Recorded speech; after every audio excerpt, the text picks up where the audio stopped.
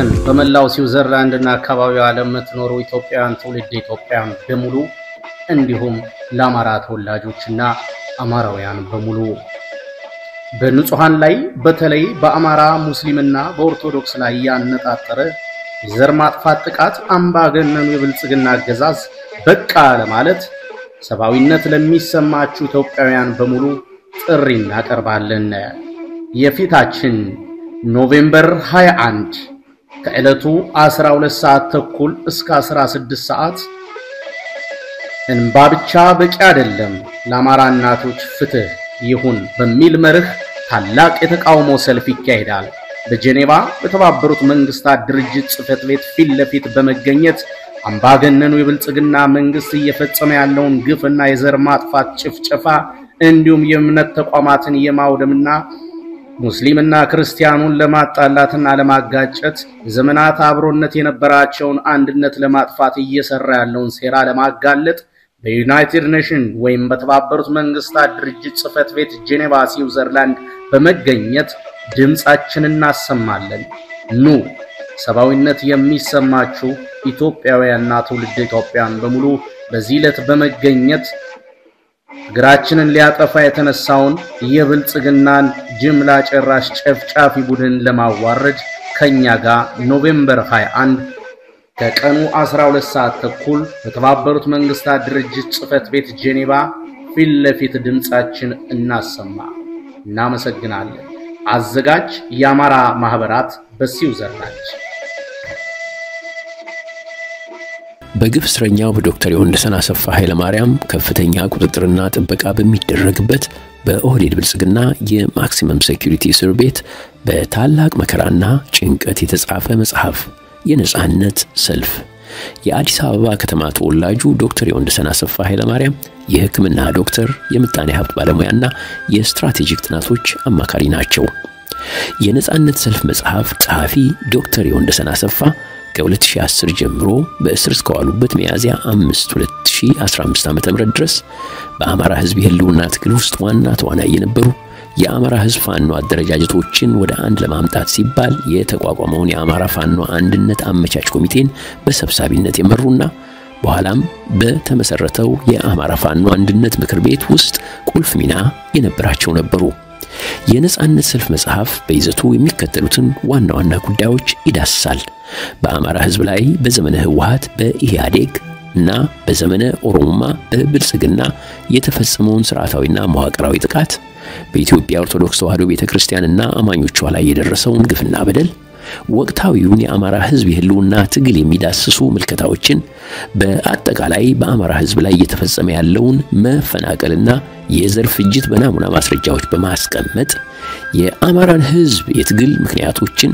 ግቦችን እንዲሁም የትግሉን መንፈስ ፍንትው አድርጎ ያሳያል።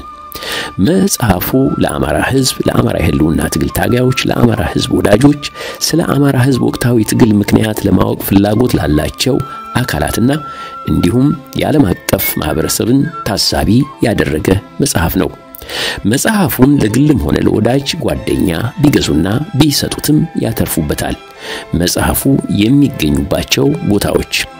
ለአውታረ መረብ ተጠቃሚዎች መጽሐፉ በአማዞን በመላው ዓለም በሽያጭ ላይ መዋሉን በደስታ እንገልጻለን። በተጨማሪም በሲልቨር ስፕሪንግ እና በተኮማ ፓርክ ሜሪላንድ፣ በፎልስ ቸርችና በአሌክሳንድሪያ ቨርጂኒያ፣ በናዝሬት ገበያዎች፣ በጸደይ ገበያና በሃና ገበያ በአሌክሳንድሪያ ቨርጂኒያ የሀበሻ ሱቆች ማግኘት ይቻላል። ለዝርዝር አድራሻቸው ስክሪኑ ላይ ይመልከቱ።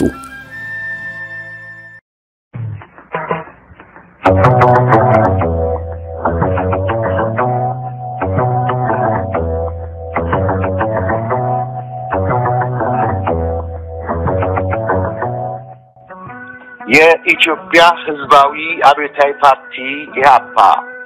ነው ከተመሰረተ 53 ይፋ ከታወጀ 50ኛ ዓመቱን ለማክበር አቂዳሉንም ለማደስ ዝግጅቱን አጠናቋል። ይህ የሀገር በቀል ህዝባዊ ፓርቲ በዚህ ሁሉ የውጣ ውረድ ዘመኑ በርካቶች ተሰውተውበታል፣ ታፍነውበታል፣ የቁም ስቃያቸውንም አይተውበታል። አሁንም ይዞት የተነሳው የህዝባዊ መንግስት ጥያቄ ምላሽ ባለማግኘቱ የኢትዮጵያ ህዝብ ወገንተኝነቱን ቀጥሎ በትግል ይገኛል። ስለዚህ ነው ህልውናውን በመጠበቁ ኢትዮጵያኖች ተሰባስበን በኖቬምበር 15 2025 በኢትዮጵያ አቆጣጠር ህዳር 6 ቀን 2018 ለተቀዳሚ እናክብር ይላል። በዘረኛ አምባገነን አገዛዝ ፍዳውን ለሚበላው ለኢትዮጵያ ህዝብ ለነጻነት ዋጋ ለሚከፍለው አለን ለማለት እንሰባሰብ። አስታውሱ ህዳር 6 ቀን በኢትዮጵያ አቆጣጠር እንደ አሜሪካ አቆጣጠር ኖቬምበር 15 2025 አድራሻ 721 ስላይጎ አቬኑ ሲልቨር ስፕሪንግ 20910 ሰዓት 6 ሰዓት ፒኤም መግቢያ በነፃ የበዓሉ አዘጋጅ ኮሚቴ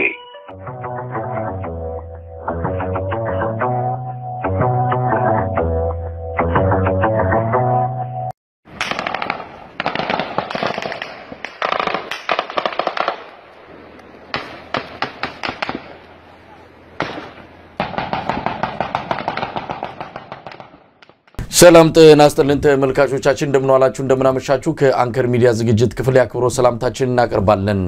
በአፋር ያለው ውጥረት ተባብሶ ቀጥሏል የአብይ አህመድ አገዛዝ በድሮን የህዋት ኃይሎች ተቆጣጥረውታል በተባሉባቸው አካባቢዎች ላይ ጥቃት መፈጸሙን ነው ያገኘነው መረጃ የሚያመለክተው የብልጽግና የኦሮሞ ተወላጅ ጀነራሎች ብቻ በተሰበሰቡበት የህዋት ኃይሎች ላይ ጥቃት ለመፈጸም በድሮን ውሳኔ ላይ መደረሱን ነው ለአንከር ሚዲያ በተለይ በደረሰ መረጃ ላይ የሚያመለክተው ህዋት ለመንግስታቱ ድርጅት ደብዳቤ ጽፏል የዘር ማጥፋት ወንጀል በትግራይ ክልል ላይ ሊፈጸም እንደሚችል በመስጋት የመንግስታቱ ድርጅት አስቸኳይ እርምጃ እንዲወስድ በመጠየቅ ነው ህዋት ለመንግስታቱ ድርጅት ጥሪ ያደረገው በሌላ በኩል በምስራቅ አርሲ በኢትዮጵያ ኦርቶዶክስ ተዋሕዶ ቤተክርስቲያን ተከታዮች ላይ የሚፈጸመው ጥቃት እንደቀጠለ ነው ተጨማሪ ሰዎች እየተገደሉ ነው ያሉት የተወሰኑ የቤተክርስቲያኒቱ አባቶች ድምጻቸውን በማሰማት ላይ ናቸው ስለ አርሲ ዘማንልም የሚለው ዘመቻም እንደዚሁ ተጠናክሮ መቀጠሉን ያገኘነው መረጃ ያመለክታል በዛሬው የአንከር የመረጃ ክፍለ ጊዜ የተለያዩ መረጃዎችን ወደናንተ እናደርሳለን ዛሬ ከኔ ጋር አብሮ የሚቆየው የሰባዊ መብት ተሟጋቹ ያሬድ ኃይለማርያም ነው ኡጋንዳ ይገኛል ያሬድ ሽልማትም አግኝቷል ስለ ሽልማቱም ከያሬድ ጋር ቆይታ የምናደርግበት መሰናዶ እንደሚኖር እንገልጻለን አብራችሁ እንድትቆዩ ግብዣችን ነው መልካም ጊዜ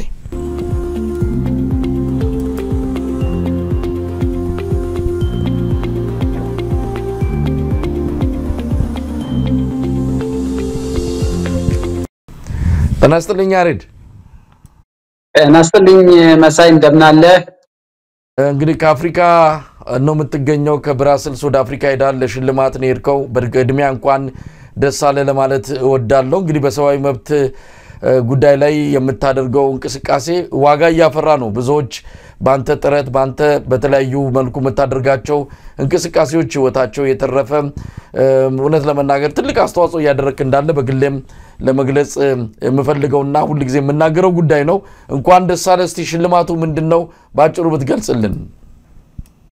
እሺ መሳይ በጣም ነው ማመሰግነው ደስታዬንም ስለተጋራ እና ለመልካም ምኞትህ ሁሉ ከልብ ነው ምስጋናዬ አው የተሸለምኩት የፓን አፍሪካን የሚባል የሂውመን ራይትስ ንቅናቄ በአፍሪካ ውስጥና ቀደም ሲል ደግሞ የዛሬ 20 አመት እኔ ራሴ የመጀመሪያ ከሀገር ተሰድጄ እንደወጣሁኝ የመሰረት ነው የአፍሪካ ቀንድና የምስራቅ አፍሪካ የሰብአዊ መብት ተሟጋቾች ጥምረት የሚል ኔትወርክ አቋቁመን ነበርና ያ ኔትወርክ በጣም ሰፍቶ አድጎ በዚህ በ20 አመት ውስጥ ከ10,000 በላይ ለሚሆኑ ጋዜጠኞችና ሰብአዊ መብት ተሟጋቾች ህይወት ለማትረፍ በጣም ብዙ ሚሊዮን ገንዘብ ሰብስቦ እርዳታ በማድረግ ኢትዮጵያ ውስጥ ደግሞ በመቶዎች የሚቆጠሩ ሰዎችን በሰብአዊ መብት ላይ የሚሰሩ ሰዎችን ጋዜጠኞችን ሁሉ በማገዝ ህይወታቸው ካደጋ እንዲወጣ በማድረግ አንዳንዶቹን የጤና ህክምና እንዲያገኙ በማድረግ ኢትዮጵያ ውስጥ ሆነው እስር ቤት ገንዘብ እንዲደርሳቸው በማድረግ ቤተሰቦቻቸውን በመርዳት እና በመላው ዓለም ብዙ ስራ እየሰራ ያለ ተቋም ነው 3 ሆነን 4 ሆነን የጀመርነው ተቋም አሁን ወደ 70 እና ከ50 እስከ 55 እስከ 70 የሚጠጉ ሰራተኞች አሉት ድጋፍ ሰጪዎቹን ጨምሮ እና ይሄ ተቋም በመላው ዓለምም የታወቀ ነው በተባበሩት መንግስታት በአፍሪካ ህብረት የኦብዘርቨር ስታተስ ያለው ድርጅት ነውና ይሄ ድርጅት ላለፉት 20 ዓመታት ያለምንም መታከት ለሰብአዊ መብት መከበር ላበረከትነው አስተዋጽኦ ከኢትዮጵያ እኔን እና ከተወሰኑ ዓለም ሀገራት ደግሞ መስራች አባል የነበሩ የተወሰኑ ሰዎችን ጭምር ትልቅ የእውቅና አዋርድ የሰጠበት ፕሮግራም ነውና እዛ ላይ ተገኝቼ ይሄንን የክብር እውቅና ተቀብያለሁ በጣም ደስ ብሎኛል እና የደስታዬ ተካፋይ ስለሆናችሁ አመሰግናለሁ ያሬድ እንግዲህ ሽልማቱ ያንተ ብቻ አይደለም በሰብአዊ መብት ዙሪያ ለሚንቀሳቀሱ ኢትዮጵያን በሙሉ የተሰጠ ሽልማት ነው አንተ አንድ ግለሰብ ልትሆን ትችላለህ ግን የምታደርጉ አስተዋጽኦ የብዙዎችን ህይወት የታደገና እንደ ሀገር ትልቅ ሚና ትልቅ አስተዋጽኦ ያደረገ በመሆኑ ደስታው ያንተ ብቻ አይደለም የሁላችንም ነው በጋዜጠኝነቱም በሰብአዊ መብቱም እንቅስቃሴዎቹ ስለተሰማራን በሙሉ የተሰጠ ሽልማት አድርገን ቆጥረናልና በጋራ ነው ደስታውን የምንወስደውና በድጋሚ እንኳን ደስ አለ ለማለት እወዳለሁ እንግዲህ ከመኖሪያ ከብራስልስ ከአውሮፓ ወደ አፍሪካ ሀገር ሄደሃል የኢትዮጵያን ጉዳይ በቅርበት እንደምትከታተል ገምታለሁ አንድ የጻፍከውንም ጽሁፍ ተመልክቻለሁ ጦርነት ይብቃ ኢትዮጵያ ከዚህ በኋላ ጦርነት ሊስተናገድ ኢትዮጵያ ውስጥ ጦርነት ሊፈጠር ጥይት ሊጮህ አይገባም በሚል አንድ ጽሁፍም የጻፍከውን ተመልክቻለሁ አሁን ግን ጦርነት ዳርዳር ያለ ነው አፋር ክልል ህዋትና ብልጽግና እንደው ጦርነት ሊከፍቱ የሚችሉበት ሁኔታ እንዳለ እየታየ ነው ህዋት መግለጫ ያወጣ ነው ብልጽግና እስካሁን ድምጹን አጥፍቶ ነው ያለው በድሮን ጥቃት መፈጸሙ ተረጋግጧል አብይ አህመድ ሁሉ ጊዜ እንደሚያደርገው ሀገሪቱ ላይ በጣም ትልልቅ ጉዳዮች እንዲህ አይነት አስተዋውሳለሁ የህዋት ደብረሲና ድረስ በሚገሰግስበት ጊዜ አብይ አህመድ ምንም እንዳልተፈጠረም ኢትዮጵያ ውስጥ ጥይት እንኳን የሚጮህ አይመስልም ወደ ተለያዩ መናፈሻ ቦታዎች እየሄደ ምንም እንዳልመሰለው የሚያደርግበት በኋላ ቀር የሆነ ስትራቴጂን እየተከተለ ያለበት ሁኔታ ነው ዛሬም እንዲህ አይነት ነገር ለኩሶ ወደ ጎንደር የሄደበት ሁኔታ ነው ያለው ለማንኛውም በአፋር ክልል ጦርነት የሚመስል ነገር እየመጣ ነው እንዴት እየተከታተልከው ነው ያሬድ ጥሩ ነገር ነው ያነሳው እኔ እንደውም አንዱ መጀመሪያ ያለብን ነገር ይሄ እንዲህ አይነት በጣም ወሳኝ የሆኑ አገራዊ ጉዳዮችን አብይ እንዴት ነው ለኢትዮጵያ ህዝብ ኮሙኒኬት የሚያደርገው እንዴት ነው የሚያሳውቀው የሚለው የመጨረሻ በራሱ የማይተማመን እና ነውረኛ ሰው ነው የምታየው ምክንያቱም በጣም የሀገሪቷን ህልውና አደጋ ላይ የሚጥል የህዝብን ጥቅም የሚጎዳ ነገር አንድም ቀን እኮ ፓርላማ ያው ስራው ስለሆነ ከመገኘት ውጪ የኢትዮጵያን ህዝብ ፕሮፐርሊ አድሬስ አድርጎ ያቅም ለዚህ 7 ዓመት አንዳንድ ጊዜ ጠቅላይ ሚኒስትሩ ማታ ለኢትዮጵያ ህዝብ ንግግር ያደርጋሉ ጠብቁ ተብሎ መግለጫ ይሰጡ ነበር በመለስም ጊዜ እንደው በጣም ዲክቴተር የምትለው መንግስቱ ኃይለማርያምም ጊዜ እንደዚህ አይነት ወሳኝ የሆኑ ሀገራዊ ጉዳዮች ሲመጡ በራሱ የሚተማመን መሪ አምባገነንም ሆኖ ለህዝብ ወጥቶ ጋዜጠኞች ከቻለ ፍለፊቱ ደርድሮ አንዳንዴ እኮ የውሸት ጥያቄም ቀድመህ ተሰጥተህ ይሄን ጠይቁኝም ብለህ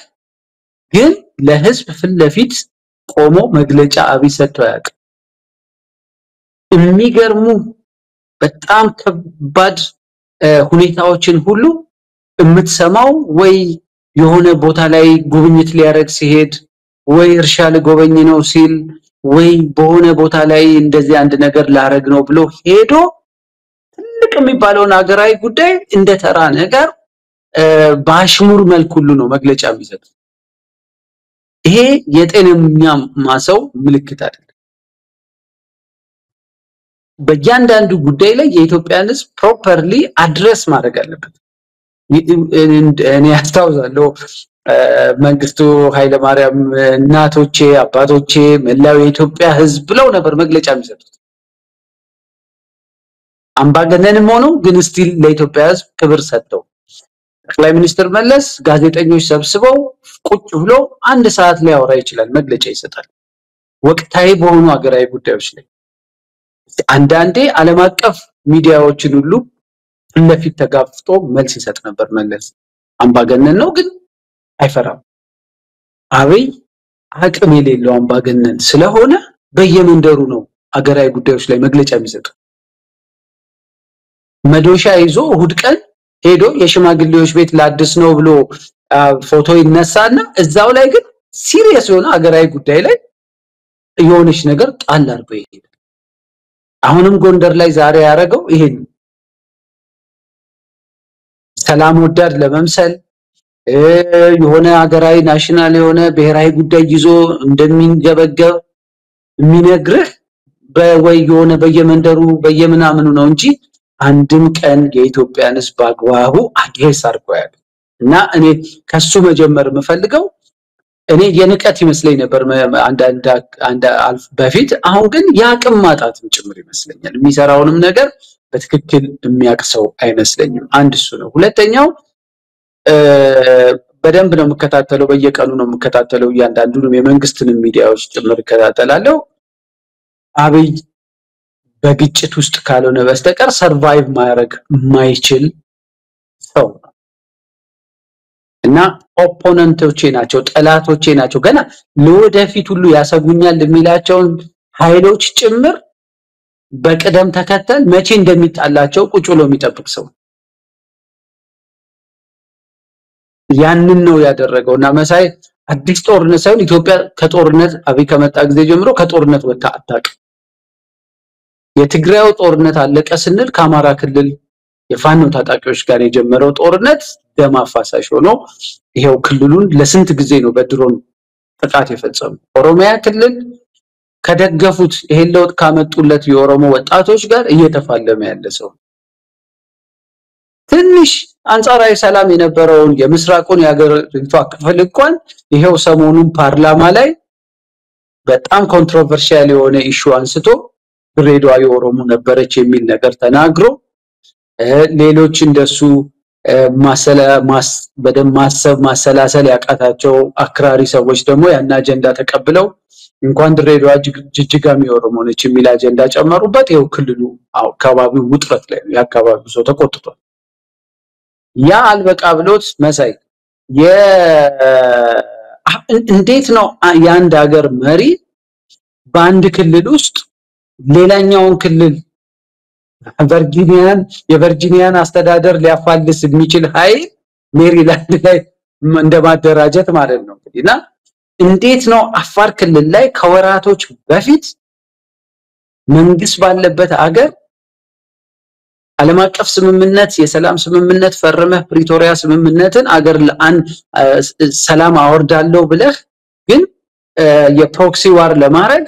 ከትግራይ ያቆረፉ ታጣቂዎችን አስታጥቀህ አሰልጥነህ ወስደ ትግራይ ድንበር ላይ አፋር ክልል ውስጥ የምታስቀምጠው ምን ልታረግ እና ወቅትና ጊዜ ነበር የሚጠብቀው አሁን ከክልሉ በተሰጠው መግለጫ ራሱ ከህወሓት ለሊቱን በድሮን ሲደበድብ ያደረ መሆኑን ለሊት 8 ሰዓት ጀምሮ የድሮን ጥቃት መፈጸሙን ሁሉ ተሰምቷል እና አብይ ግጭትን ያማከለ የስልጣን ቆይታን ነው ካልኩሌት አድርጎ አገሪቷን እየመራ ያለው ስለዚህ የሚጣላው ኃይል እንኳን ባይኖር ራሱ አደራጅቶ የሚጣላው አካል ፈጥሮ ፈረንጆቹ የሚሉት ነገር አለ ይሄ ማኑፋክቸሪንግ እንትን ኢነሚ ማኑፋክቸር ጠላት ፈጥሮ ሁሉ ሊዋጋ ይችላል ፋኖን እኮ አብሮት ከህወሓት ጋር ከጎኑ የቆመውን ፋኖ ጠላት አድርጎ እንዲዋጋው ያደረገው አብይ ነው ስለዚህ አብይ ጠላት ያልሆነውንም ሰው ወደ ጠላትነት ደረጃ ካስቀመጠ በኋላ ከዛ የሚፋለምህ ሰው ነው እና አሁን ዛሬ ኢትዮጵያ ያለችበትም ሁኔታ በሁሉም ግጭቶች ውስጥ አብይ በመሰሪ ስራዎችን እየሰራ ፕሮቮክ ያደረገ አንዳንዱም ጋር ራሱ ጠላት ሊሆነው የሚችሉና ግጭት ሊፈጥሩ የሚችሉ አካላትን ሁሉ ያደራጀ ግጭት የሚፈጥር ሰው ነውና ይሄ ኢትዮጵያ ያለችበትንና ምናልባትም ወደፊት የሚመጡትን አደጋዎች ጭምር የበለጠ እንድናይ የሚያደርግ አላርሚንግ የሆነ ደውል ነው ትላንትና በአፋር ክልልና በትግራይ ክልል መካከል የተፈጠሩት ግጭቶች የሚያሳዩት ሰውየው ከኤርትራም ጋር ከትግራይ ኃይሎችም ጋር ከአማራ ኃይሎችም ጋር ከኦሮሞ ኃይሎችም ጋር ከሁሉም ጋር እየተጣላ ቀጠናውን የግጭት የቀውስ ቀጠና የማረግ እቅዱን እንደገፋበት ነው ለኔ የሚያሳየኝ መሰለኝ። እንግዲህ ወደ ወቅታዊ አንዳንድ ክስተቶች መለሳለሁ ግን ቀደም ሲል ያነሳው ነገር አለ ይሄ እንዲህ አይነት የአመራር ስትራቴጂ እንዲህ አይነት አብይ አህመድ የሚከተለው ኢትዮጵያ በጣም በከፍተኛ ትልልቅ ጉዳዮች በውጥረት ላይ ነፍስ ውጪ ነፍስ ግቢ በመጥቶንበት ሰዓት ላይ እሱ ምንም እንዳልተፈጠረ የሚሆንበት ሁኔታ በጣም የሚያሳዝን ነገር ነው። እኔ ድንቁርና ይመስለኛል ሌላ ነገር ልንለው አንችልም። ይሄ ብቃት አቅም ንብራኑ ነጋና አንዳንድ ምንድነው ከብልጽግና ውጭ ያሉ ሰዎች አይ ሰውየው በጣም ጠንካራ ነው ምንም አይመስለውም በሌሎች አካላት ዘንድ እንዲህ አይነት ተቋሞ ሲቀርብበትም ሰውነቱ ጠንካራ ነው ይቋቋማል ይሉታል። እውነት አንድ ነገር የሚመራ ሰው በዚህ ደረጃ ህዝብ ያሳሰበውን ህዝብ በጣም ስጋት ውስጥ የገባውን ጉዳይ ምንም እንዳልተፈጠረ አድርጎ ሌላ ነገር ላይ ትኩረት አቅጣጫ ማድረጉ ያመራር ብቃት ነው ወይ? እንዴት ይሄንን እንዳመራር ብቃት ሊወሰድ ይችላል? እኔ በራሴ ደረሰውን ነው ያሬድ በዚህ አጋጣሚ ብዙ ጊዜ ተናግሬዋለሁ። ዲያን ተቆጣጠረ ሃይቅን ያዘ ነመርሳን ሁሉ አልፎ ደሴ ሊገባ ሲል ነው አብይ አህመድን በአካል ያገኘሁት። በአጋጣሚ ስልክ የደወለልኝም እሱ ነው። እዛ አዲስ አበባ ነበርኩኝ። ነገ አንድ ቦታ እንሄዳለን አለኝ። እንግዲህ ሀገሪቱ ውጥረት ላይ ናት። ብዙ ባለሀብቶች ብዙ ሰዎች እኔ ጋር ይደውላሉ ምክንያቱም ከመንግስት ጋር ቅርበት አለው ብለው መረጃ አለው በሚል የሆነ ነገር እንድነግራቸው ይፈልጋሉና አብይ አህመድ ሲደውልልኝ በሚቀጥለው ቀን የሆነ ነገር ቦታ ሊወስደኝ ከዚህ ከሀገሪቱ ወቅታዊ የውጥረት ሁኔታ ጋር በተያያዘ አንድ ቦታ ይወስደኛል ብዬ ነበር የጠበቅኩት። ነገር ግን በማግስቱ ይዞኝ ሄደው መናፈሻ ቦታ ነው በአዋሽ ሎጅ በአሁን አሰርቶ አስመርቆታል በዚህ በሰቃይግ ላይ በገነባው ሎጅ እዛ ላይ ያሳየኝ ነው። በጣም ነው የደነገጥኩት እውነት ለመናገር የዛን እለት ነው አብይ አህመድ የኢትዮጵያ ጠላት ነው ብዬ ወስኜ ለመታገል ቁርጠኛ አቋም ላይ ደረስኩትም። ህዝብ ተጨንቋል። እኔ ከዚህ አሜሪካ ካሉ ቤተሰቦቼ ቶሎና እየተባልኩ ነው። ሀገሪቱ በጣም በከፍተኛ ችግር ውስጥ እያለች እሱ ምንም እንዳልተፈጠረ ሎጅ ምርቃና ሎጅ ግንባታ ጉብኝት ነበር ይዞኝ ሄደው በጣም ነው ያዘንኩት። ስለዚህ እንዲህ አይነት ነገር ነው አሁንም እያደረገ ያለው። አፋር ላይ እንዲህ አይነት መረጃዎች ይወጡ ዓለም አቀፍ የዜና ተቋማትም የግንባር ዜና አድርጎ እየዘገቡ ባለበት ሁኔታ እሱ ጎንደር ሄዶ ከባለቤቱና ከተመስገን ጥሩነህ ጋር ካባ የለበሰ በብልጽግና ተቀጣሪ በሆኑ የጎንደር ነዋሪዎች የተሰጠውን የክብር ኒሻን እንደ ትልቅ ነገር አይቶት ሌላ አጀንዳ እንዲፈጠር ነው የፈለገውና ይሄ ያመራር ዘይቤ አይደለም። ይሄ ሀገርን ማስተዳደር አይደለም። ይሄ ወደ ሰፊነት አይደለም። ይሄ ከምንም በላይ መሃይምነት ድንቁርና ነው። ይሄንን የሚያወድሱ እውነት ለመናገር ነገከን ጎዲያ አብይ አህመድ ሲጠየቅ አብረው የሚጠየቁ ናቸው። እስቲ እዚህ ላይ ምን ማለት ትችላለህ? እኔ ምን ደው መሰለህ አሁን ልክ አንተ እንዳረገው ምን አደረገ ያን ሰሞን አሁን አንተ ባልከው ዘመን ወቅት አካባቢ አይ ቲንክ የብሔር ብሔረሰቦች ቀን ይመስለኛል ከሁሉም ክልሎች ህፃናት ልጆችን አሰብስቦ እሱ ቢሮ አመጣቸውና ዛዙ ምናምን ያሳየ ምን ያለ ገና እየተሰራ ነበርና ምን ይላቸዋል ይሄ አሁን አገሪቷ ውስጥ የምታዩት ግጭት አለ ብዙ ቦታዎች ላይ ሰዎች እየሞቱ ነው ብዙ ሰው ተፈናቅሏል በጣም ትርምስ ባለበት ነውና በቴሌቪዥን ይተላለፋል መልእክቱ ለልጆቹ አይደለም አክቹአሊ ለቀረው ለኢትዮጵያ ህዝብ ነው በጣም ባሽሙር ነው መልእክት የሚያስተላልፈውና ምንድን ነበር ያለው በወቅቱ እኔ እንትን ገልጬ ነበር ይሄ የምታዩት አሁን አገሪቷ ላይ የምሰሙት ግጭቱ ምናምን ሁሉ ልክ አንድ ቤት ሙሉን ፈርሶ በአዲስ መልክ ሲታደስ ያ አዲሱ ቤት እስኪመጣ ድረስ አቧራ ነው በቃ አይን ያጠፋል አካባቢው ቆሻሻ ነው የሚሆነው ይሄ አሁን ኢትዮጵያ ውስጥ የምታየው ችግር ኢትዮጵያን በአዲስ መልክ እየሰራናት ስለሆነ አቧራ ነው ይሰክናል ከዛ የቤቱ ውበት በኋላ ነው የምታዩት ነበር ያላቸው ስለዚህ እያለ ያለው ይሄ የሚሞተው ሰው በሚሊየን የሚፈናቀሉ ሰዎች ከትምህርት ገበታቸው የሚነሱ ሰዎች የሚደፈሩ ሴቶች በጦርነቶቹ የሚያልቀው ወጣት እሱ የሚፈልጋትን ኢትዮጵያ ለመገንባት የሚደረግ መስዋዕትነት ነው። ስለዚህ ከምንም አትቁጠሩት። ከዚህ ሁሉ ደም መፍሰስ፣ ከዚህ ሁሉ ሰው ሞት፣ ከዚህ ሁሉ ሰው ስቃይ በኋላ ዛሬ ያለው ሰው አልቆም ቢሆን ነገ እኔ የምመኛት የምፈልጋት ነገር ኢትዮጵያ ትመጣለች ወይም እኔ የምፈልገው ነገር ይሳካል ብሎ ከልቡ ያምናል። አንድ ሁለተኛ ደግሞ የሚከተለው አይዲዮሎጂ የዚህ የፕሮስፔሪቲ አይዲዮሎጂ አንዱ በአለም ጭምር የሚታወቅበት ነገር ሰው ትኩረታቸው አይደለም። የሰዎች ድህነት ብዙ ጊዜ እንደውም ይሄንን አይዲዮሎጂ የሚያራምዱ የዚህ እምነት መሪዎች በሌላው ዓለም አሜሪካ ፕራይቬት ጀት ሁሉ ያላቸው ሚሊዮነሮች በጣም ሌክዠሪ የሆነ ላይፍ ስታይል ያላቸው ግን የሚያመልኩበት ቸርች ውስጥ ያሉ ሰዎች ደግሞ የመጨረሻ ድሆች ናቸው እና የችግር የለውም ነው የሚሉት። የፕሮስፔሪቲ እንትን ጥቂት ሰዎችን ይዞ ሌላ ዓለም ሌላ ደሴት መስርቶ የሚንሳፈፍ ዳስ ኤግዛክትሊ አብይ አዲስ አበባ ላይ ያደረገው። አዲስ አበባ ላይ ያለውን ድሃ በጠቅላላ ጠራርጎ ያይን ቁስል ስለሆኑበት ከአዲስ አበባ ካስወጣ በኋላ በየቦታው ጥሎ እሱ ከተማውን ሲዞር የሚያዩን ላይኑ ጥሩ የሆነ ነገር ሰርቶ አዲስ አበባን የቆረቆራት ዛሬ ላይ ያላትን ጉድዊል ያመጣት ሰዎች ሜዳ ላይ ተጥረው እሱ ህገ መንግስቱን የሚቃረን ህግ ሁሉ እኮ አውጥቶ የውጪ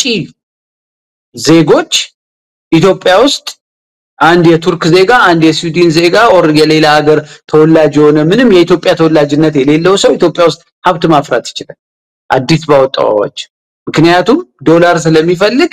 ይሄን አዲስ አበባ ያፈረሰው ቦታ የሚገዛው ሰው የለም። ስለዚህ አንድ ቀን አብይ የተፈናቃዮች ካምፕ ሲጎበኛ አይተው ታውቃለህ? አንድ ቀን በጦርነት የተጎዱ አካባቢዎችን ሄዶ ህዝብ ሲያጽናና አይተው ታውቃለህ? አንድ ቀን ልጆቻቸውን በጦርነት ላጡ ሰዎች እግዚአብሔር ያጽናችሁ ብሎ ማስተዛዘኛ መግለጫ ብሔራዊ መግለጫ ብሔራዊ የሐዘን ቀን አውጆ አይተህ ታውቃለህ? የትግራይ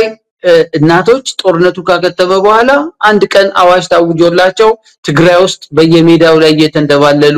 አቧራ ለብሰው ደረታቸውን እየደቁ ሲያለቅሱ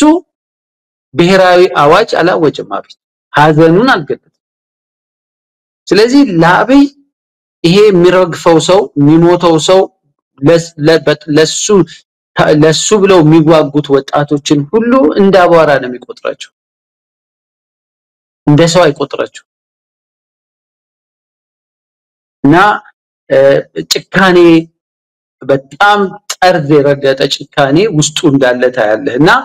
ድንቁርና የተጫነው ሰው ነው። አም ሶሪ ይሄን ቃል በመጠቀሜ ግን በጣም ጥሩ የፖለቲካ ድንቁርና የተጫነው ሰው ነው። ጭካኔ ልቡ በጭካኔ ደነደነ ሰው ነው። የሰዎች ሞት በብሔር በመናምን እየከፋፈለ በሰዎች በዜጎች ስቃይ የሚሳለቅ ሰው ነው።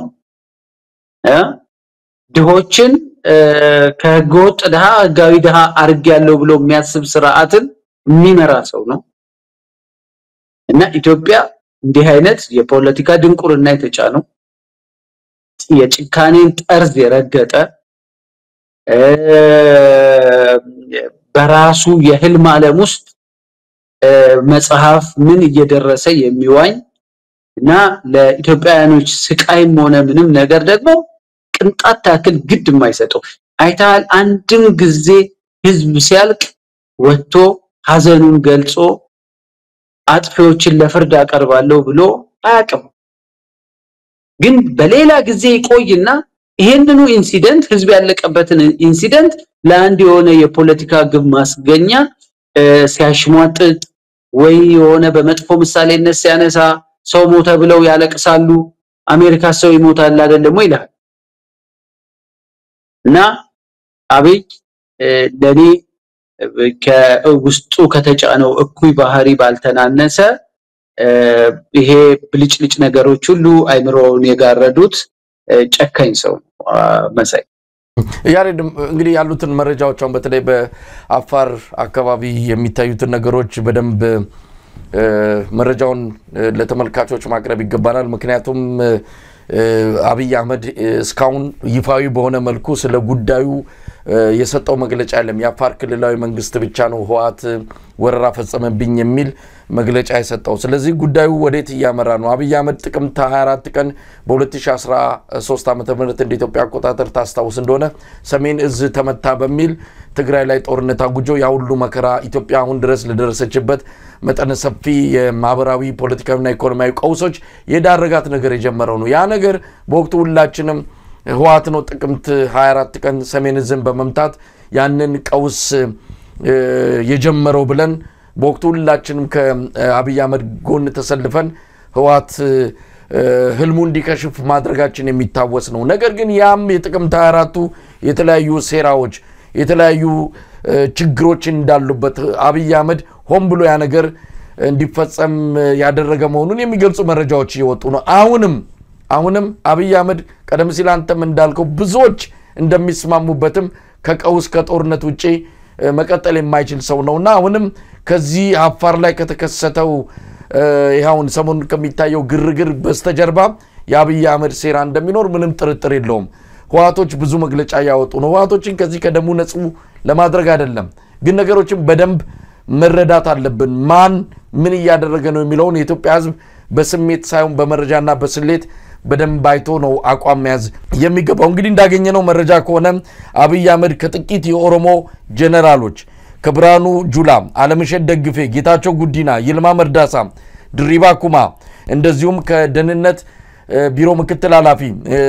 አሁን ሬድዋን ነው ዋናው ሬድዋን ሁሴን ነው የደህንነት ቢሮ ዋና ኃላፊው ሬድዋንን ገሸሽ አድርገው ምክትል ኃላፊው የሆነውን ሲሳይ ቶላንና የአርቲፊሻል ኢንተለጀንስ ኃላፊ ወርቁ ጋቸን አሱም የኦሮሞ ተወላጅ ነው ኦሮሞችን ብቻ በመሰብሰብ በህዋት ላይ የድሮን ጥቃት ለመፈጸም ከስምምነት ላይ ደርሰው ውሳኔ ያስተላልፈዋል ወሳኝ የሆኑ ነገሮች ሲመጡ አብይ አህመድ የሚመካከረው ከኦሮሞ ጀነራሎች ጋር ብቻ ነው አው የአፋሩንም ጉዳይ ከነሱ ጋር ተነጋግሮ የጨረሰው መሆኑን እንግዲህ ያገኘነው መረጃ ያመለክታል ያሬድ ወደ አንተ ልምጣ ምን ሊፈጠር ይችላል እንግዲህ አፋር ላይ አሁን የተወሰነ ነገር ተከስቷል አብይ አህመድ ዳግም በትግራይ ጦርነት ሊከፍት ይችላል ከተከፈተስ ምን ሊከሰት ይችላል የኢትዮጵያ ህዝብስ አቋም ምን ሊሆን ይገባዋል ብለህ ታምናለህ ጥሩ ጥያቄ ነው መሳይ አይ ቲንክ በነ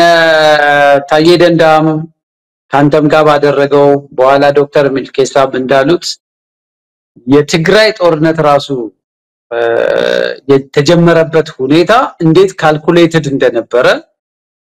እንዴት በናብይ በኩል ዝግጅት እንደነበር ከዛ በኋላም ይሄንን ጉዳይ ጦርነቱ ከተጀመረ በኋላ እንኳን ትንሽ ፍንጭ የሰጠው የአማራ ክልል የጸጥታ ዘርፍ ኃላፊ የነበረው ሰው ከዚህ በፊትም አንስተነዋል እንዴት በአንድ ጊዜ ባጭር ጊዜ ውስጥ ህይወቱን እንዳጣ የተወሰነ ፍንጭ ስለ ጦርነቱ ከሰጠ በኋላ ይሄ የአብይ አንዱ ጠላት ብሎ የሚፈርጃቸውን አካላቶች ፕሮቮክ አድርጎ ራሳቸው ጦርነትን ቀሰቀሱ የሚያስብለውን ትርክት ለመስራት የሚሄድበት ርቀት የሚገርም ነው ለኔ የአፋሩ ጦርነት የተጀመረው አብይ አፋር ላይ ሆም ብሎስ ኃይል አደራጅቶ ወታደሮችን አደራጅቶ አስታጥቆ ያስቀመጠለት ነው የፕሪቶሪያ አግሪመንት ራሱ የቫዮሌት የተደረገው ያንድ ያ ኃይል እስኪዘጋጅና በተቻለ መጠን የትግራዩን ኃይል ፕሮቮክ አድርጎ የመጀመሪያውን ጥይት እንዲተኩሱ አንዳንድ ሰዎች በተፈጥሯቸው ነገረኞች ይሆኑና ወይ ጸብ አጫሪዎች ይሆኑና ግን ጸብ አጫሪነታቸው እንዳይታወቅባቸው በጥንቃቄ ጎንትለው እነሱ ሲጎነትሉ ዓለም አያይም አንተ ግን ንዴቴ የመጨረሻ ጫፍ ደርሶ የመጀመሪያውን ቦክስ ስትሰነዝር ግን ሁሉም ሰው ያያል ስለዚህ እዛ ለሚያይህ ሰው የመጀመሪያው ተማች አንተ ነህ ምክንያቱም ሰውየውን አፍንጫውን ስትለው ታይታል ሰውየው ሲጎነትልህ ውስጡን ሲወጋ ግን ማንም ሰው አይ ማንም እንዳያር አብይ ባለፈውም ጦርነት ባሁኑም ተመሳሳይ ኤርትራ ላይ ራሱ ያደረገ ያለው ነገር ይሄንኑ ነው የሚያሳየው የሚጠብቀው እነሱ የመጀመሪያውን ጥቂት እንዲተኩሱ እና ይሄ ስልቱ ምናልባት የሱን በሱ ዙሪያ ያሉትን ደጋፊዎች ያታልልበት ይሆናል እንጂ ዓለም አቀፍ ማህበረሰቡም በቂ ግንዛቤ ያለው የኢትዮጵያን ፖለቲካና በተለይ ደግሞ የአብይን ባህሪ ለሚረዱ ሰዎች ከበቂ በላይ መረዳት አለ ምን ያህል አብይ ግጭትን አማክሎ የሚፈልገውን አሁን እንግዲህ እዛ አካባቢ ውጥረት የሚያስነሳው የህዋትን ኃይል መምታት ስንጀምር ህዋትና ሻቢያ ግንኙነት ጀምረዋል ብሎ ቀድሞ የሚዲያውን ትርክት እየሰራውም ስለነበረ ኤርትራ በሆነ መንገድ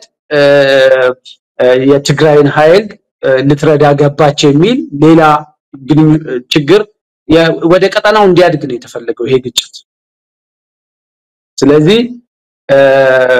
ምናልባት በህዋት በኩል የሚወሰዱት ጥንቃቄ የተሞላቸው ነገሮች ካሉ አሁን ለተባበሩት መንግስታት ቶሎ ማሳወቃቸው ይሄ ወደዚህ እንደሚመጣ ማሳያው እኮ ከወር ሆኖ መሰለኝ ጌዲዮን ለተባበሩት መንግስታት አንድ ደብዳቤ ጽፎ ነበር መሳይ ካስታወስክ የፕሪቶሪያ ስምምነትንም እንዳናከብር ህዋትና የኤርትራ መንግስት አብረው በጋራ እየሰሩብኝ ነው ኤግዛክትሊ ይሄ የትግራዩ ጦርነት ከመጀመሩ በፊት ለዩኤን ሴኩሪቲ ካውንስል አብይ ተመሳሳይ ደብዳቤ ጽፎ ነበር የዛሬ 5 አመት አስቀድሞ እወቁልኝ ጸብ ሊነሳ ይችላል ብሎ እና ይሄ ትርክቱን አስተካክሎ እየሰራ የመጣበት ነገር ስለሆነ ሆም ብሎ ነው ሁለተኛ ነገር በሁሉም ግጭቶች ውስጥና ኢትዮጵያ ውስጥ ሜጀር የሆኑ ኢንሲደንቶች ሲፈጸሙ አንዱ የሚያደርገው ነገር የሆነ ወይ የሆነ ሀገር ይሄዳል ወይ የሆነ ጉብኝት ያደርጋል ከዛ ጉዳይ ጋር ምንም ግንኙነት እሱ እንደሌለው ምንም ነገሩን ትኩረት እየሰጠው እንዳልሆነ ለማሳየት በሆነ አክቲቪቲ ውስጥ ኢንጌጅ ያደርግና ራሱን እሱን ዜና ያሰራል አሁን እዛ አፋር ላይ ጦርነት ተነስቶ እንደ ሀገር መሪ ምን እንደተፈጠረ ራሱ ለኢትዮጵያ ሕዝብ ማብራሪያ መስጠት ሲገባው ለሊቱን ድሮን ጥቃት ሰንዝሩ ብሎ እሱ ምንም ሀገሪቷ ውስጥ ምንም እንደሌለ ጎንደር ላይ ሄዶ ትርኢት ይሰራል ድራማ ይሰራል እና ዞሮ ግን የሚያሳየው ነገር ያው ግጭቶቹ ኢኔቪተብል ናቸው የትግራዩ ጦርነት አይቀሬ ወደሚሆንበት ደረጃ ላይ መሸጋገሩንና ሌላ ደም አፋሳሽ አደጋ እየመጣ እንደሆነ ማመላከቻ ነው አንድ እሱ ነው ሁለተኛው ግን በጣም አደገኛው ነገር የመንግስት ሰዎችም በመንግስት ሚዲያዎች ጭምር የሚነገሩት ንግግሮች በደንብ እየተከታተልክ ከሆነ ከፕሮፓጋንዳ አንስቶ ዝግጅት ያያረጉ ያሉት ይሄ የትግራዩ ያሰቡ ግጭት ሁሉ ትግራይን ማከለ ያደረገ አይደለም አሁን ሐሰብ ነው ስለዚህ ወደዛ ገፍተው ለመሄድ በቃ አካባቢውን መጀመሪያ ውጥረት ውስጥ ከተህ ሁሉንም አካላት ፕሮቮክ አድርገ የጦርነቱ አካል እንዲሆኑ ካደረገ በኋላ መዳረሻውን አሰብ ለማድረግ ነው ግን ይሄ እውነት ለመናገር ሊሳካ የማይችልና ኢትዮጵያን ብቻ አይደለም ሙሉ የአፍሪካ ቀንድን የለየለት ቀጠና ግጭት ውስጥ የሚከት ምናልባትም ብዙ ነገሮችን ሊለውጥ የሚችል ራሱን አብይንም ጭምር ይዞት ሊጠፋ የሚችል አደገኛ ሁኔታ እየመጣ እንደሆነ ነው ለኔ የሚታየኝ መሳይ ያሬድ እንግዲህ አሁን ያለውን የተለያዩ መረጃዎችን በዚህም በግራም በቀኝም እየመጡ ያሉትን አጥርቶ መግለጽ ያስፈልጋል ሆን ብለው የብልጽግና የዚህ ምንድነው የማህበራዊ ሚዲያ እና የዲጂታል ሰራዊት በጣም አሳሳች ሆኖ ሆን ተብለው የሚለቀቁ ፌክ እና ሐሰተኛ መረጃዎችን በስፋት ያሰራጩ ስለሆነ ህብረተሰቡ በጣም መጠንቀቅ ያለበት እንደሆነ ይታመናል ፋኖ በዚህ አንፃር ምን አይነት አቋም መኖር አለበት ፋኖ ይሄንን ክስተት እንዴት ነው መከታተል ያለበት የሚለውንም አንዳንድ የፋኖ ዋና ፊገር የሚባሉት በፋኖ ደረጃ አመራሮች የሚባሉትን ፎቶአቸውንና ስማቸውን እየጠቀሱ ፋኖ እንደዚህ አይነት አቋም አለው ከሌ እንደዚህ አይነት አቋም አለው የሚል በብልጽግና ዲጂታል ሰራዊት በጣም አሳሳች ሆኑ መረጃዎች በስፋት እየተሰራጩ ነውና ይሄንን ህብረተሰቡ በከፍተኛ ጥንቃቄ ማድረግ አለበት ፋኖ ከዚህ አንፃር ማድረግ ያለበትን በደንብ ገልጸዋል የተለያዩ ፋኖ አመራሮችን አነጋግረናል ከአብይ አህመድን ማስወገድ አይደለም የኢትዮጵያውያን የምስራቅ አፍሪካ ሀገራት ትልቁ አጀንዳ መሆን አለበት በአሁን ሰዓት አብይ አህመድ ነው የምስራቅ አፍሪካ በጥባጭ ለኤርትራም ብሔራዊ ደህንነት ለኢትዮጵያም ብሔራዊ ደህንነት ለጅቡቲም ለሶማሊያም ለሁሉም የብሔራዊ ደህንነት አደጋ አብይ አህመድ ነው አብይ አህመድን ቤተ መንግስት አስቀምጠን ሌላ ነገር ውስጥ የምንገባበት ምንም ምክንያት የለም ስለዚህ ግልጽ ሆነ አቋም መያዝ አለብን ቀጥ ባለ ሁኔታ በደንብ በተከበረ ሁኔታ ኢትዮጵያን በማይጎዳ ሁኔታ ብሔራዊ ጥቅሟን ልናስከብር የምንችለው በቅድሚያ አብይ አህመድ የሚባልን አንድ ጸረ ኢትዮጵያ የሆነን ቡድን ከዛ ከቤተ መንግስት እናስወግድ ብቻ ነው እሱን እዛ አስቀምጠን ምናስከብረው የኢትዮጵያ ብሔራዊ ጥቅም የለም የሚለው አቋም በሁሉም ዘንድ ባሁን ሰዓት ስምምነት ያገኘ ይመጣ ይመስላል ይሄ ሲባል ክህደት ወይም ደግሞ ለኢትዮጵያ ብሔራዊ ጥቅም ጀርባ መስጠት አይደለም ከምንም በላይ ለኢትዮጵያ ብሔራዊ ጥቅም ለኢትዮጵያውያን አደጋ የሆነው አብይ አህመድ ስለሆነ ነው እንግዲህ ምን መደረግ አለበት የኢትዮጵያ ህዝብ አቋም ምን መሆን አለበት እንግዲህ ባለፈው አብይ አህመድ ኢትዮጵያ ልትወረር ነው ዋት ዳግም ወደ ስልጣን ሊመጣ ነው ጭራቅ እየመጣባችሁ ነው ብሎ ብዙ ነገር ስብከት ነበርና ኢትዮጵያ ህዝብ ከጎኑ ነው የተሰለፈው አሁንም ተመሳሳይ ስብከት እየመጣ ነው የኢትዮጵያ ህዝብ አቋም ምን መሆን አለበት የፖለቲካ ፓርቲዎች የታጠቁ የተለያዩ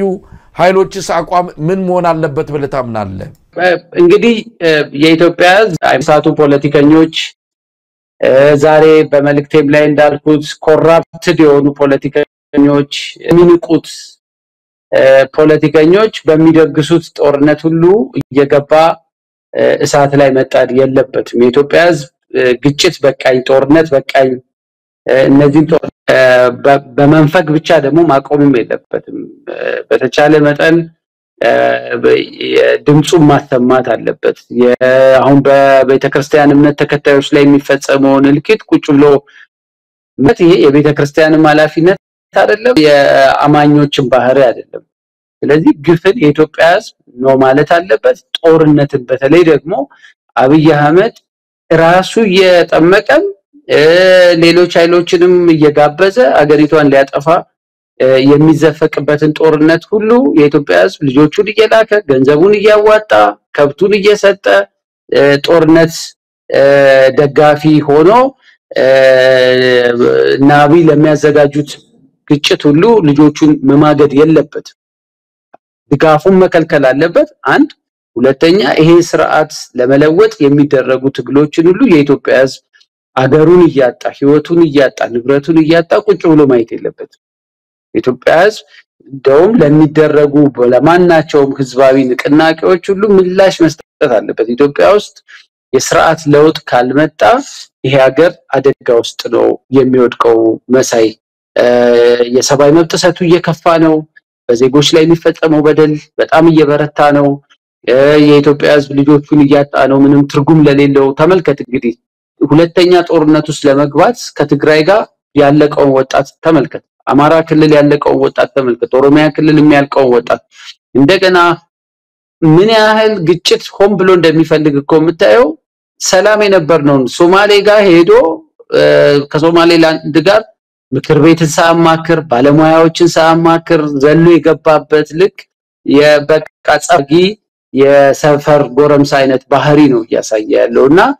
የኢትዮጵያ ህዝብ ሰላም የሚፈልግ ከሆነ አብይን በቃ ብሎ ሊያስቆመው ይገባል መሳይ ያሬድ እዚህ ላይ ዛሬ አብይ አህመድ ወደ ጎንደርና ባህር ዳር አቅንቶ ያደረገውን በጣም አደገኛ ነገር እዚህ ላይ አንስተን መነጋገር ያለብን ይመስለናል እንግዲህ ጎንደር ባህር ዳር የአማራ ልጆች በረሃ ወርደዋል ብረት አንስተው የአማራን ህዝብ ሉና እናስጠብቃለን ብለው እየተዋጉ ነው ያንን መደገፍ አለ መደገፍ ሌላ ጉዳይ ነው ግን የአማራ ህዝብ ግልጽ የሆነ የሉና አደጋ ውስጥ እንደገባ ዓለም ሁሉ እየመሰከረ ያለው ጉዳይ ነው ዛሬ ያደረገው ነገር በተለይም ደግሞ በአማራ ተወላጅ በሆኑ የጎንደር ነዋሪዎች የባህር ዳር ነዋሪዎች የተፈጠረው ነገር እጅግ የሚያሳዝን ነው ነገ በነከነጎዳ በታሪክም በግም ተጠያቂ ሆናሉ እነዛ ለአብይ አህመድ ካባ ያለበሱ ለአብይ አህመድ ሊሻን የሰጡ የባህር ዳርና የጎንደር የሀገር ሽማግሌዎች ምናልባት ገንዘብ አታሏቸው ፍርሃት ወርሷቸው ያደረጉት ነገር ግን በልጆቻቸው ስቃይ ላይ ተረማምደው ይህንን እንዳደረጉ ነገ ከነጎዲያ ዋጋውን ሊያገኙት የሚገባ እንደሆነ አምናለሁ እና ያደረጉት ነገር በህሊናም በታሪክም በህግም የሚያስጠይቅ ነው ጎንደር ያነባች ባህር ዳር ያነባች አብይ አህመድ ለፖለቲካ ትርፍ እዛ ሄዶ ካባ የተሸለመበት ክስተት እጅግ የሚያሳዝን ነው እዚህ ላይ የኢትዮጵያ ኦርቶዶክስ ተዋሕዶ ቤተክርስቲያን እምነት ተከታዮችን የ2 ዓመት ህፃን እየገደለም የ6 ዓመት ህፃን ጭንቅላቷን ተርትሮ በእንደዚህ አይነት በጣም በከፍተኛ ከህይወትና ከሞት ጋር እየተፋጠጠች ያለችን አንዲት ኢትዮጵያዊ ሴት እናት ህፃን በዚህ ደረጃ አደጋ ላይ የጣለ ግለሰብን ካባ ስታለብስ እውነት ለመናገር ይሄ በታሪክ ይቅር የማይባል የትኛውም አይነት ምክንያት ሊገልጸው የማይችል እርምጃ ነው የጎንደር አባቶች ዛሬ በአብይ አህመድ ትከሻ ላይ ካባ ያኖሩ በአብይ ደረት ላይ ኒሻን ያኖሩ ሽማግሌዎች ነገ ከነጎዲያ ሊያፍሩበት ሊሸማቀቁበት ይገባል ይሄንንስ ክስተት እንዴት አየው ያሬድ ተመልካቾቻችን ከአቶ ያሬድ ጋር ያለን ግንኙነት በኔትወርክ ችግር ምክንያት መከተል አልቻለም ግን በቀጥታ በድምጽ ያቋረጥነው ውይይት የሚቀጥል ይሆናል ያሬድ እየሰማኝ ከሆነ እንግዲህ ቀደም ሲል አነሳው ጥያቄ ምላሽ በመስጠት መቀጠል ትችላለህ እሺ መሳይ ጥያቄውን በደንብ ሰምቻለሁ ትልቁ ነገር ምንድነው መሰለህ ይሄ የካባ ፖለቲካ ከዚህ በፊትም ጽፈንበታልም አውርተንበታልም የብልጽግና ሰዎች ከህዝብ ጋር ብሽሽቅ ይወዳሉ አሪሲ ላይ ሰው ተገደለ ሲባል እሱ ጎንደር ላይ ሄዶ ካባ የሚለብሰው አንደኛ በደም ያብይ ጽፈት ቤት ሰዎች ይሄንን ትዛዝ ሰጥተው አመቻችተው ያደረጉት ነገር ነው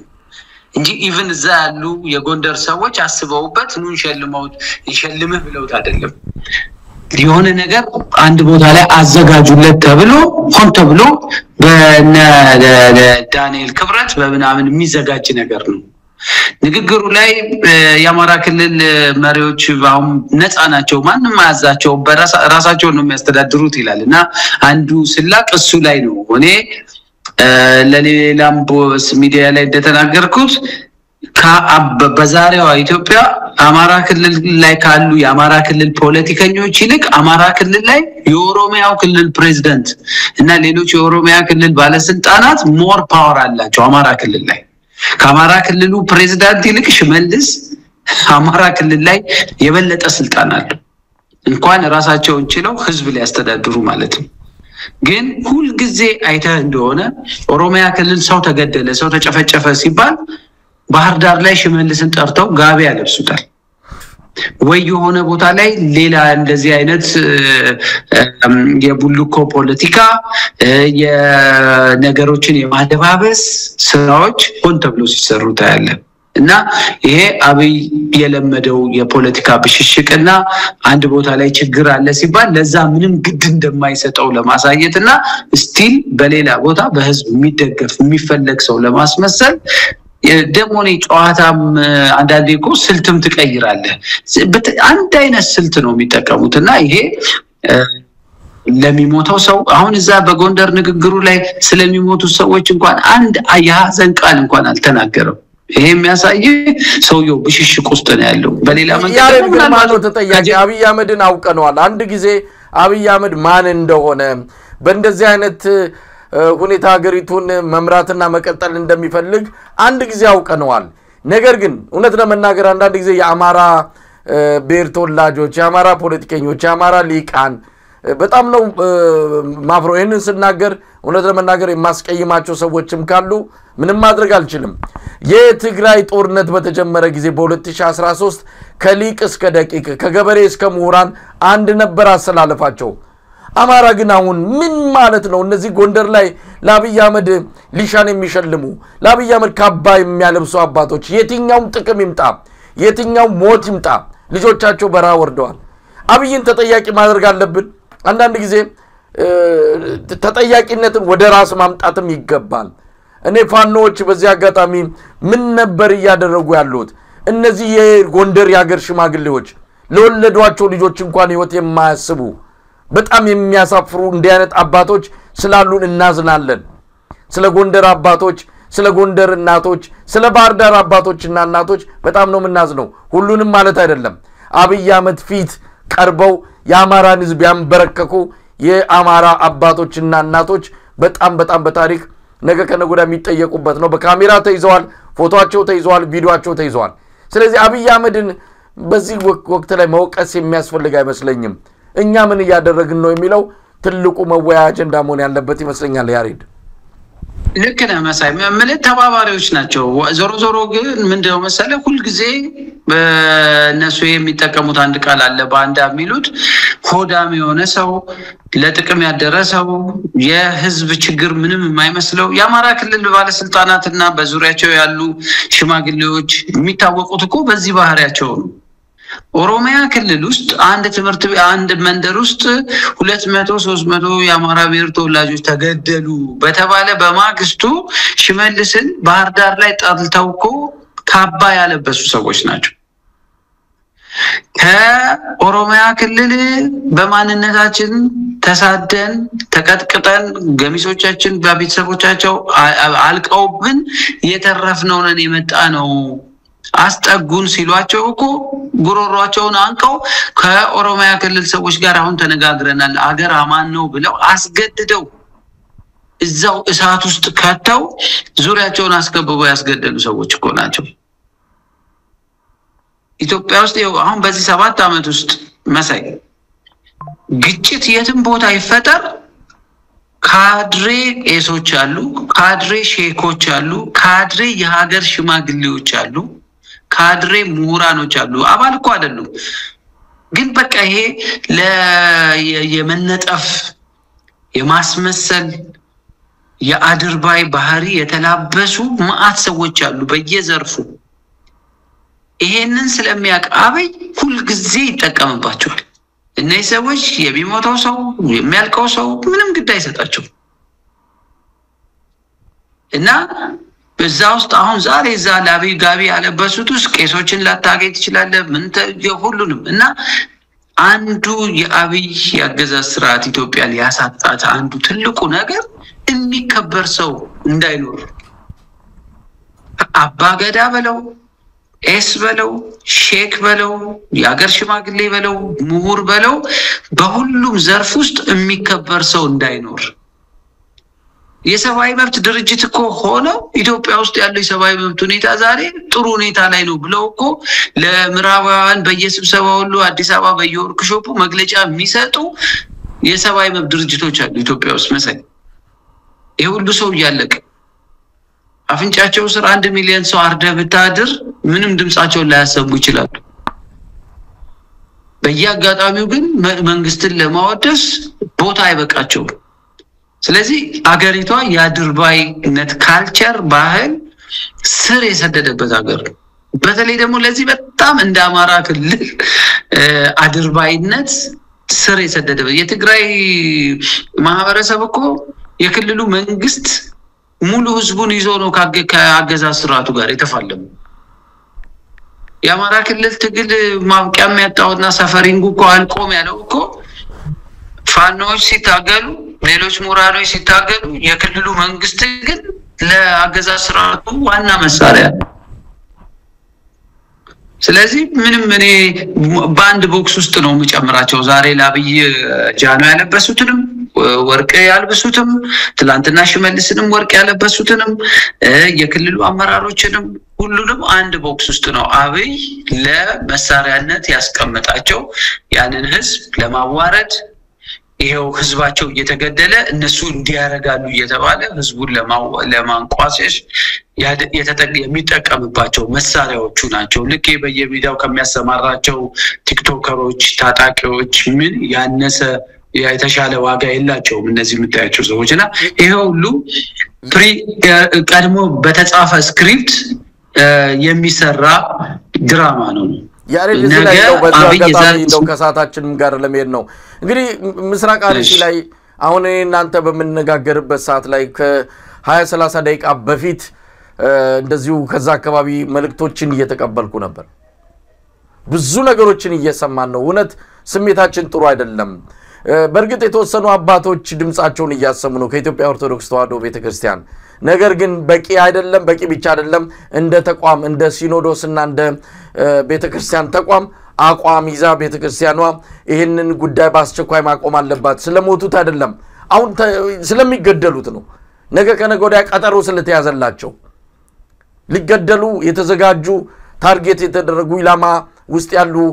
ንጹሃን የኢትዮጵያ ኦርቶዶክስ ተዋሕዶ ቤተክርስቲያን እምነት ተከታዮች አሉ ስለነሱ ነው መናወራው ያለፉት ሳለፉ አንድ ያመለጡን ምንም ማድረግ አንችልም ግን አሁን ሊገደሉ ገዳዮች ስለታቸውን ያፏጩ ጥይታቸውን አዘጋጅተው እየተሰማሩ ያሉ አሉ እነሱን እንዴት ማስቆም አለብን የሚለው ነገር በጣም እጅግ ጊዜም ወቅትም ቁርጠኝነትም የሚጠይቅ ነገር ላይ ነው ያለ ነው ምን እየተደረገ ነው ኢትዮጵያ ውስጥ ሰው እየሞተኮ ነው ኢትዮጵያ ውስጥ በብዛት በጅምላ በማንነታቸው በብሔር ማንነታቸው በሃይማኖት ማንነታቸው ኢትዮጵያን እየተገደሉ ነው ለማንኛውም ይሄንን እንዴት ታዩዋለ ኢትዮጵያን ከዚህ አንፃር ምን ማድረግ አለባቸው ስለ አርሲው ግድያ ዝም አንልም የሚል ዘመቻ ተከፍቷል ይሄ ዘመቻ የኦርቶዶክስ ቤተክርስቲያን እምነት ተከታዮች ብቻ ሳይሆን ስለ ሰው ልጅ መብት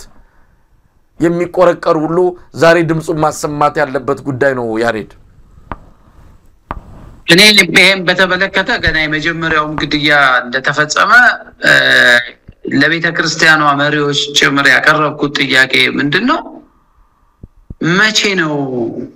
ልክ ያኔ ሲኖዶሱን ሊከፍሉ ቤተ ክርስቲያን ሊከፍሉ ስልጣን ፈልገው የመጡ ሰዎችን ለመመለስ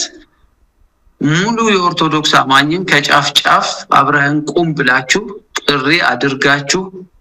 ያዘን ልብስ ልበስ ስትሉት ጥቁር ለብሶ ጥቁር በመልበሱ እየታሰረ ከስራው እየተባረረ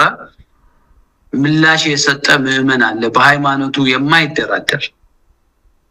ጸልይ ሲሉት ወጥቶ እየጾመ ስራውን ትቶ የአዲስ አበባን በየሀገሩ መንገድ ዘግቶ በጸሎት ተቃውሞውን ገልጾ ከአባቶች ጎን የቆመ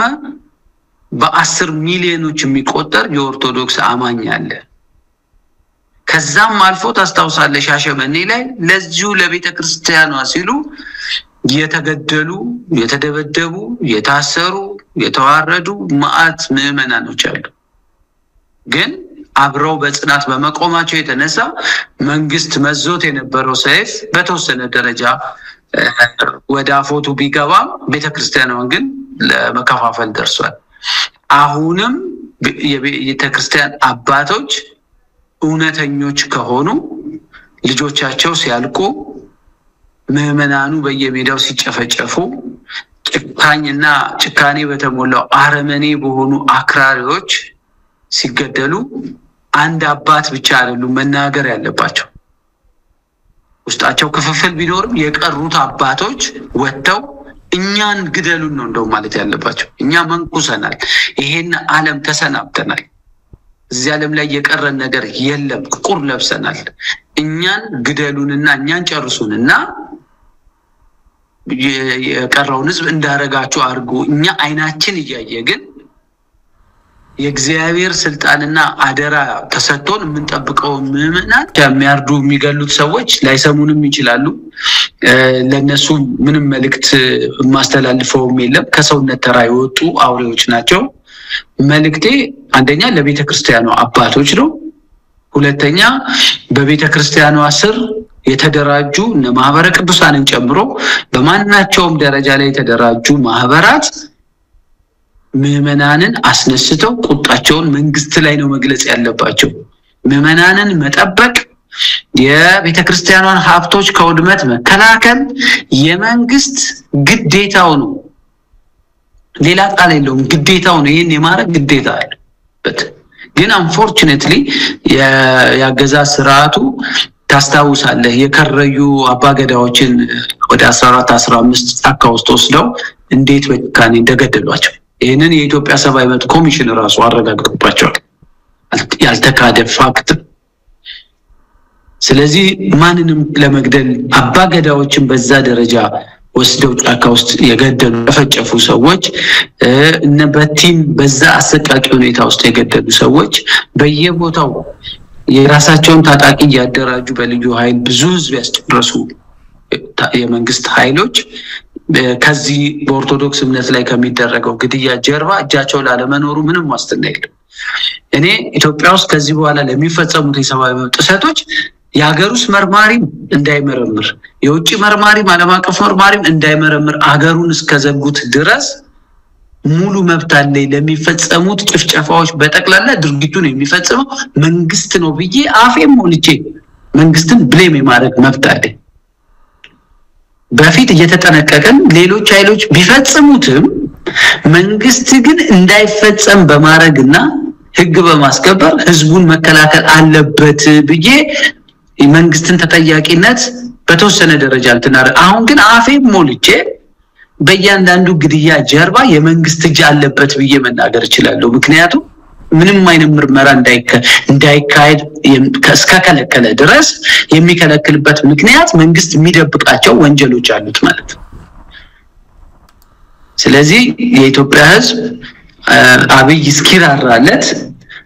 በሚዲያው የተሰማሩ ጫካ በተለያየ ትርክት ኦርቶዶክስን አማራውን ኦርቶዶክስ ሆኖ ኦሮሞውን ጭምር በሃይማኖቱ በማንነቱ ፈርጀው የሚያርዱ ጨካኝ ሰዎች መቼም ሊለወጡ አይችሉም። የአእምሮ በሽተኞች ናቸው። ያገዛዝ ስርዓቱ ላይ ነው ስራ መሰራት ያለበት። ያገዛዝ ስርዓቱ ኃላፊነቱን መወጣት ስላልቻለ የኢትዮጵያ ህዝብ አካውንታብል ማድረግ ያለበት ያገዛዝ ስርዓቱን ነው መሰለኝ። እንግዲህ ያሬድ ብዙ ነገሮችን ማንሳት ብችል ደስ ባለኝ ከጊዜ አንፃር አንተም ያለበት ሁኔታ ከኔትወርክም ያው ኔትወርኩ ስላላመቸን ነው ከምስል ወደ ድምጽ ተቀይረን በአሁን ሰዓት በድምጽ ብቻ እየተገናኘን ያለ ነው። ለማንኛውም ወደ አውሮፓ ተመልሰ በጉዳዩ ዙሪያ በሰፊው እንነጋገራለን። እንግዲህ ያሬድ በመጨረሻ የምትለው ካለ እድሉን ልስጥ። ወደ አውሮፓ ስትመለስ በሰፊው እንነጋገር እንደሚሆን ነው ተስፋ ማድረገው። በጣም ነው ማመሰግነው። አመሰግናለሁ መሳይ። እኔ በመጨረሻ ማስተላልፈው መልእክት ኢትዮጵያ እንዲህ አይነት መከራ እንዲህ አይነት ውርደት እንዲህ አይነት የስጋት የገጥሟት በታሪክ